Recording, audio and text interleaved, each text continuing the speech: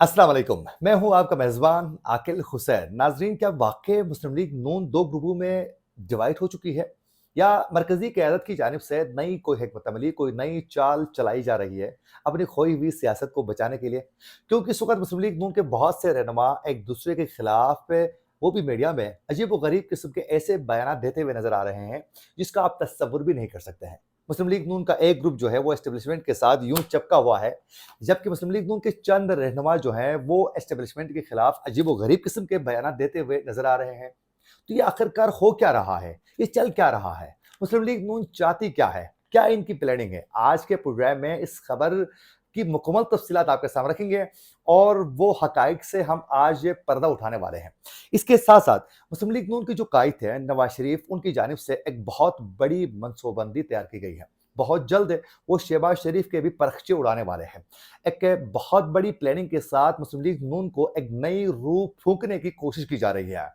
क्या हो रहा है, ये भी आप लोगों को बताएँगे और आने वाले दिनों में पाकिस्तान तहरीक-ए-इंसाफ के लिए क्या मुश्किलात पैदा होंगी या नहीं होंगी और पाकिस्तान में एस्टेब्लिशमेंट का किरदार क्या होगा और एस्टेब्लिशमेंट को किस तरह की मुश्किलात का सामना करना पड़ सकता है आने वाले दिनों में, ये भी बताएँगे आज के प्रोग्राम में। अगर आप लोगों ने अभी तक हमारे चैनल को सब्सक्राइब नहीं किया है, तो हमारे चैनल को ज़रूर सब्सक्राइब करें और बेल आइकन क्लिक करना ना भूलिए, ताकि इस तरह की अपडेट्स जो हम आप तक पहुँचाना चाहते हैं, वो बर वक़्त आप तक पहुँच सकें। अगर आप लोग हमारे वीडियो को लाइक या फिर शेयर कर लेते हैं, तो उससे यकीनन हमारी हौसला अफ़ज़ाई होगी और हम मज़ीद रिसर्च करके अच्छे प्रोग्राम्स बर वक़्त आप तक पहुँचाने की पूरी कोशिश करेंगे। तो अभी और इसी वक़्त हमारे चैनल को सब्सक्राइब करके हमारे वीडियो को लाइक लाज़मी करें और हमारे फेसबुक पेज को भी ज़रूर आप लोगों ने फ़ॉलो करना है। नाज़रीन, आप सब बखूबी आगाह हैं कि जब से फार्म 45 और फार्म 47 के तहत इक़्तिदार में जितने भी लोग आ चुके हैं, उसके बाद पाकिस्तान में सियासत जो है वो मुतनाज़ हो चुकी है, इलेक्शन में होने वाली धांधली की वजह से।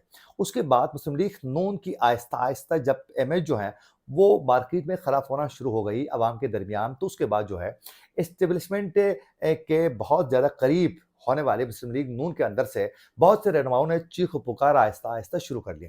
अब ये चीख-पुकार ने मज़ीद शिद्दत इख्तियार कर ली है और मुस्लिम लीग नून के अंदर जो है, ये जो एस्टेब्लिशमेंट के खिलाफ नैरेटिव रखने वाले जो रहनुमा थे, वो बहुत ज़्यादा मज़बूत हो चुके हैं और इस वक़्त ये 2 ग्रुपों में वाज़ेह तरीके से नज़र आ रहे हैं।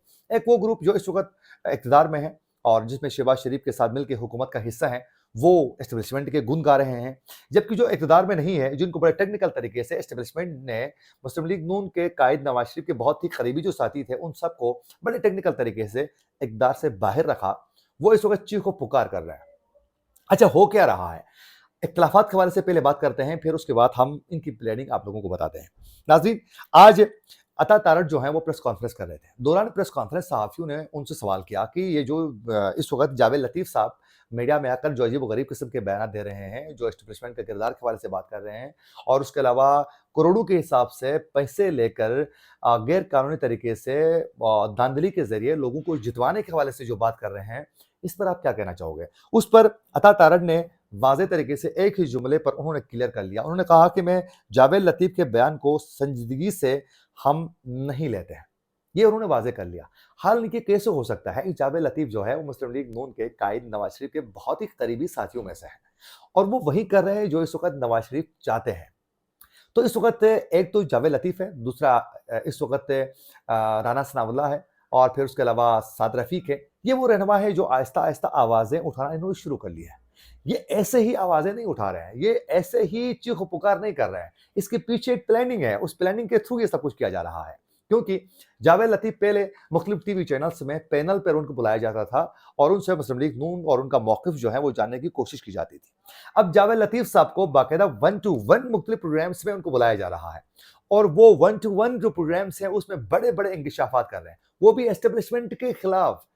तो इसकी वजह यह है कि मुस्लिम लीग नून को अंदाज़ा हो चुका है कि हम एस्टेब्लिशमेंट के साथ जितने करीबी ताल्लुकात के साथ देर तक रहेंगे, उतने तक हमारी सियासत आहिस्ता-आहिस्ता दफ़न होती चली जाएगी और दफ़न हो चुकी है काफ़ी सियासत इनकी और मज़ीद दफ़न होने वाली है।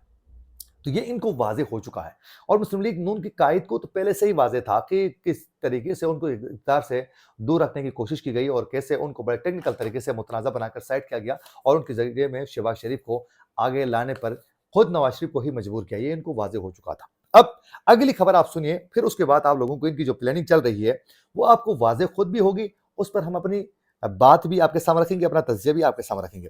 अच्छा, ایک تو اختلافات کے حوالے سے میں نے بتایا کہ جاوید لطیف کے حوالے سے خود عطا تارڑ کھل کے بول رہے ہیں. اس طرح بہت سے رہنما ایک دوسرے کے خلاف جو ہیں وہ بیانات دے رہے ہیں، جس سے واضح ہو رہا ہے کہ وہ ایک دوسرے کو ڈینائی کر رہے ہیں. ٹھیک ہے، اب بات کرتے ہیں نواز شریف کی پلاننگ کے حوالے سے. نواز شریف نے باقاعدہ اپنے پارٹی رہنماؤں کے ساتھ باقاعدہ مشاورت مکمل کر لی ہے، اور وہ مکمل اس طریقے سے کی ہے، انہوں نے یہ فیصلہ کر لیا ہے کہ وہ دوبارہ سیاست میں متحرک ہوں گے. یہ باقاعدہ نواز شریف کی جانب سے فیصلہ ہو چکا ہے، اور یہ بھی فیصلہ ہو چکا ہے کہ آج کے بعد مسلم لیگ نون کے اندر جتنی بھی حکمت عملی ہوگی وہ خود نواز شریف ہی طے کریں گے. اور یہ بھی کنفرم ہو چکا ہے کہ 1 سے 2 ماہ کے اندر جو ہے مسلم لیگ نون کی دوبارہ تنظیم نو کی جائے گی پورے ملک میں.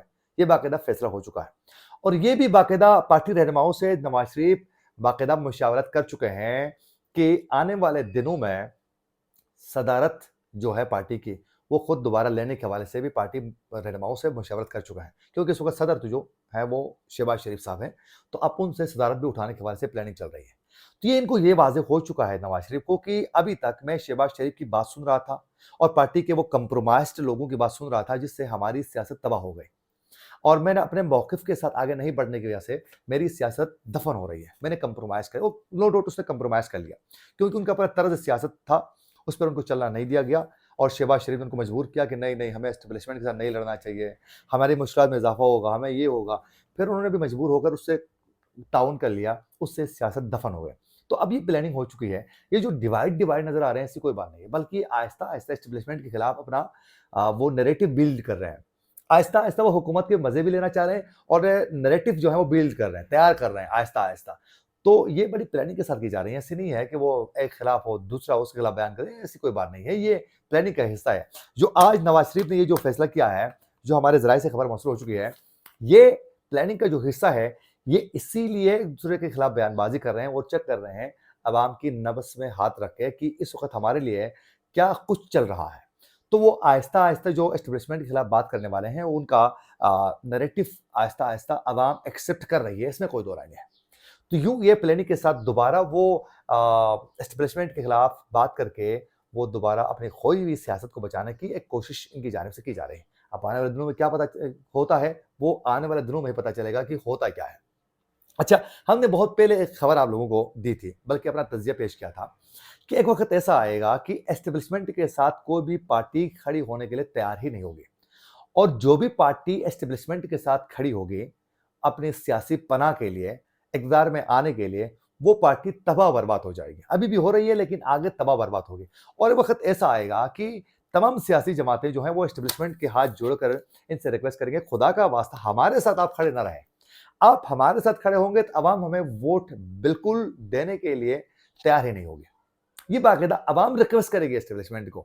یہ آپ اندازہ کریں کہ اتنے تحفظات اور پھر اختلافات اور پھر اتنے زیادہ پریشر کے باوجود تحریک انصاف کے کارکن باہر نکلے اور انہوں نے بڑی تعداد میں ووٹ کاسٹ کی، اور پھر انہوں نے اسٹیبلشمنٹ کے کردار کو ایکسپوز کر لیا. اس میں کوئی دو رائے نہیں.